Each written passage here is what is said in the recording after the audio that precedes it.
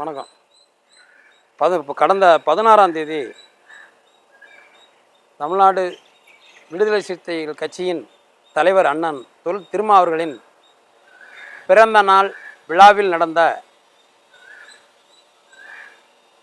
கவிஞர்கள் கவிப்பாடும் பிறந்தநாள் விழாவில் வசைப்பாடி கவிப்பாடி அந்த பிறந்தநாள் விழாவை கொண்டாடி உள்ளனர். ஒருவருக்கு பிறந்தநாள் என்றால் அவரை பற்றிய, அவருடைய அரசியலை பற்றிய, அவருடைய வாழ்வியலை பற்றிய, அவருடைய புகழை பற்றி பேசுவதுதான் இயல்பு. ஆனால் அண்ணன் தொல் திருமா அவர்களின் பிறந்தநாள் நிகழ்வில் பட்டிமன்றம் என்ற பெயரில் கவிஞர் வழக்கறிஞர் சினேகா அவர்கள்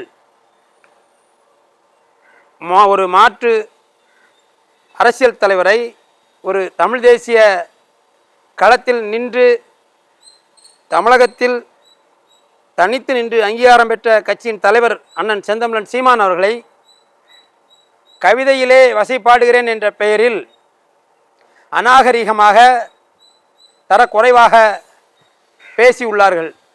இதை அண்ணன் தொல் திருமா அவர்கள் அமர்ந்து சிரித்து கொண்டு அதை ரசித்து பார்த்து கொண்டிருக்கின்றார். இது என்ன ஒரு அரசியல் புரிதல் என்று எனக்கு தெரியவில்லை.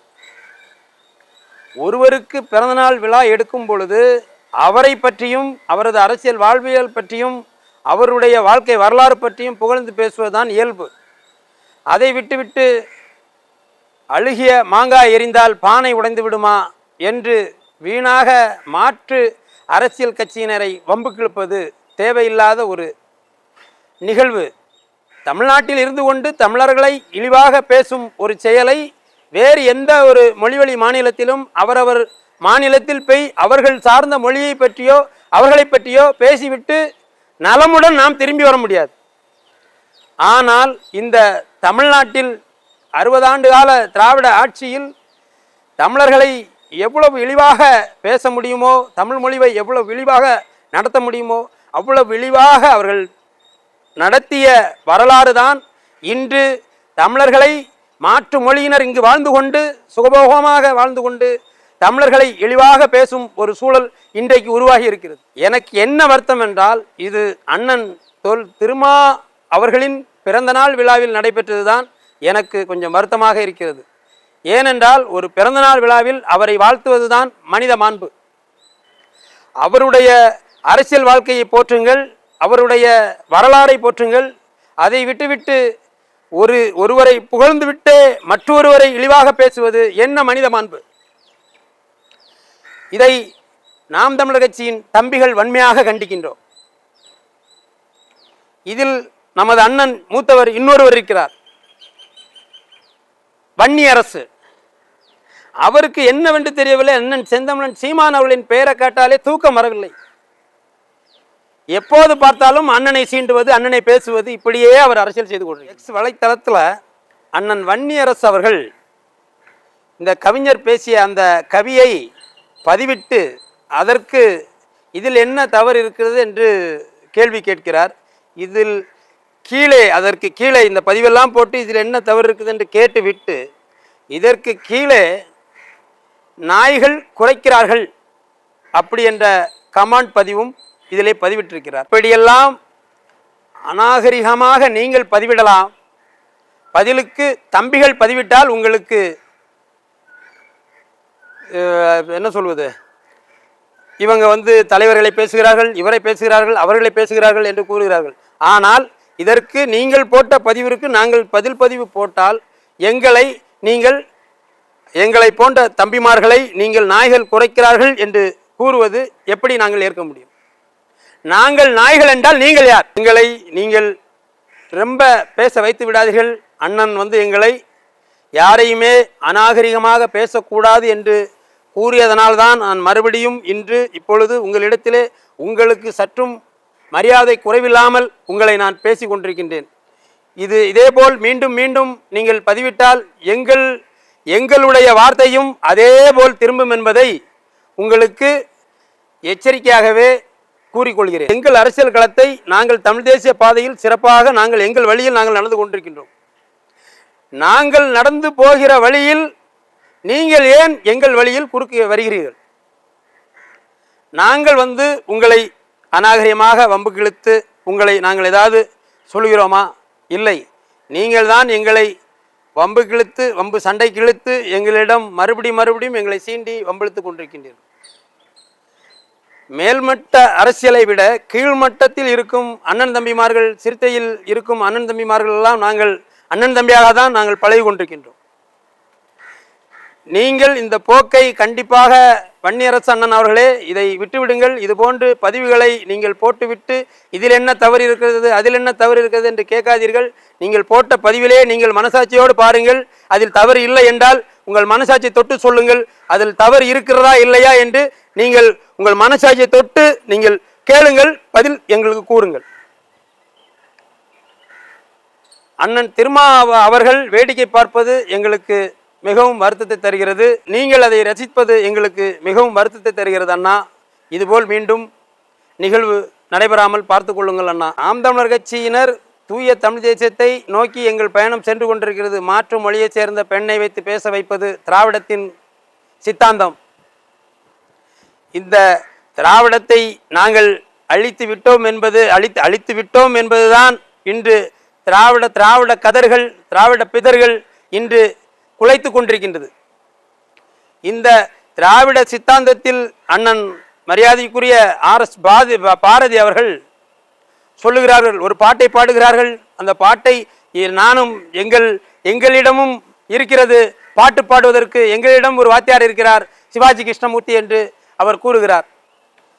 நாங்கள் அந்த பாடலை பாடவில்லை. நீங்கள் அந்த ஒரே பாட்டை பிடித்து வைத்துக் கொண்டு பாடுகிறார்கள். எங்களிடம் ஆயுதம் இருக்கிறது, எங்களிடம் சிவாஜி கிருஷ்ணமூர்த்தி இருக்கிறார்கள் என்று பேசுவது நகைப்புக்குரியது. நீங்க பழைய திமுகன்னு சொல்றீங்க, ரைட்டு, உங்களுக்கு வயசாயிடுச்சு. எங்ககிட்ட இருக்கிற தம்பிங்கெல்லாம் தலைவர் வழியில் வந்த தமிழ் தேசிய தூய படைதான் எங்கள் புலிகள் படை. அதாவது நாம் தமிழர் கட்சியை இன்று திட்டாமல் தூக்கம் வராது திராவிடத்துக்கு. ஏனென்றால் அந்த திராவிடம் ஒரே ஒரு நாம் தமிழர் கட்சி ஆரம்பித்து ஒரு கூட்டத்தை பார்த்துவிட்டு சொன்னது, தமிழ் தேசியம் பெயரில் ஒரு கூட்டம் கூடுகிறது, அதை நாம் இப்பவே சரி செய்ய வேண்டும்.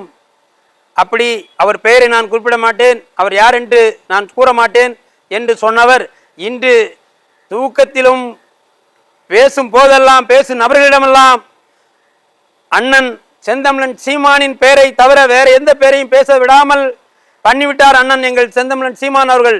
அந்த திராவிட சித்தாந்தத்தின் பெயர் சுபவீர பாண்டியன். இந்த சுபவீர பாண்டியன் அவர்களுக்கு தூக்கம் வராது. நாம் தமிழரை யாரையாவது வைத்து எங்கேயாவது பேச வைத்து அவர்கள் பேசிய அவர்களுடைய அந்த பேச்சை கேட்டால்தான் அண்ணன் சுபவீர பாண்டியன் அவர்களுக்கு தூக்கம் வரும். இந்த அளவுக்கு திராவிடத்தை வேறெடுத்த அண்ணன் செந்தமிழன் சீமான் அவர்களை நான் மனசார வணங்குகிறேன். ஒரு காலத்தில் திராவிடர் முன்னேற்ற கழகம், அனைத்து இந்திய அண்ணா திராவிடர் முன்னேற்ற கழகம், தேசிய முற்போக்கு திராவிடர் கழகம், லட்சிய திராவிடர் முன்னேற்ற கழகம் என்று இருந்ததை இன்று நாம் தமிழர் கட்சி, தமிழர் முன்னேற்ற கழகம் என்று தூய தமிழ் தேசியத்தை நோக்கும் ஒரு இயக்கம். இப்படி நாம் தமிழர் கட்சி வந்ததுக்கு பிறகு பல தமிழ் தேசிய இயக்கங்கள் மட்டுமே உருவாகியுள்ளது. இன்று நான் தெளிவாக கூறுகின்றேன், நாம் தமிழர் கட்சி வேரூன்றி விட்டது. பனைமரம் வேரூன்றுவதற்கு பல ஆண்டு காலமாகும். அதேபோல் பனைமரம் கீழே வேரூன்றி விட்டது. அது இனி வெளியே அதன் வளர்ச்சியை காட்ட வெகு நாள் இல்லை. 2026 கண்டிப்பாக நாம் தமிழர் கட்சி வெற்றி பெறும். அன்று திராவிடத்தின் முகம் கிளியும். நாம் தமிழர் பாஜகவின் பீட்டும் என்று சொல்கிறார்கள். ஆனால் இந்த நாணய வெளியீட்டில் யார் பீட்டும் என்றது மக்களுக்கு தெளிவாக தெரிந்துவிட்டது. நாம் தமிழரா திமுகவா என்பது தெளிவாக தெரிந்துவிட்டது. அவர் பேர் செந்தில்வேல். நாம் தமிழர் கட்சி பாஜகவின் பி டீம் என்று கூறினார். ஆனால் அவரே இப்பொழுது சொல்கிறார், திமுக பாஜக இணைந்தால் கேட்கும் முதல் நீட் தேர்வுக்கு விலக்கு என்றுதான் திமுக கேட்பார்கள் என்று அப்பொழுது இப்போ நான் கூறுகிறேன், திமுகவும் பாஜகவும் கூட்டணி வைக்கிற நேரம் வந்துவிட்டது என்றுதான் நான் புரிந்து கொள்கிறேன். நாம் தமிழர் கட்சி என்றைக்குமே தனித்துதான் நின்று களத்தை கண்டு கொண்டிருக்கிறது. எந்த ஒரு சூழலிலும் நாங்கள் திராவிடத்தின் கூட்டு வைத்து 2 எம்எல்ஏ 4 எம்எல்ஏ 1 எம்பி என்று நாங்கள் வாங்கவில்லை. தனித்தே களம் கண்டு தனித்தே நின்று இந்திய அரசியல் கட்சிகளில் தமிழ்நாட்டில் மாநில கட்சியாக அங்கீகாரம் பெற்றிருக்கின்றோம். தமிழகம் முழுக்க 35 லட்சம் வாக்குகளை பெற்றுள்ளோம். சில தொகுதியில் மட்டும் எங்களுக்கு வாக்குகள் இல்லை. தமிழகம் முழுவதும் உள்ள தொகுதிகளில் ஒவ்வொரு தொகுதியிலும் கணிசமாக வாக்குகளை பெற்றுள்ளோம். பல நாடாளுமன்ற தொகுதியில் 2வது இடம் 3வது இடம் வந்துள்ளோம். இதை மனதில் வைத்துவிட்டு எங்களை சீண்டுங்கள், எங்களிடம் பேசுங்கள். 2026 ஒரு மிகப்பெரிய பரிசை தர காத்திருக்கிறது. ஆகையால் எங்களிடம் நீங்கள் அண்ணன் தம்பியாக பழகுங்கள், எங்களை எதிரியாக நினைக்காதீர்கள். நாங்கள் எதையும் சந்திக்க துணிந்தவர்கள் என்பதை உங்களுக்கு நினைவு கூறுகின்றோம்.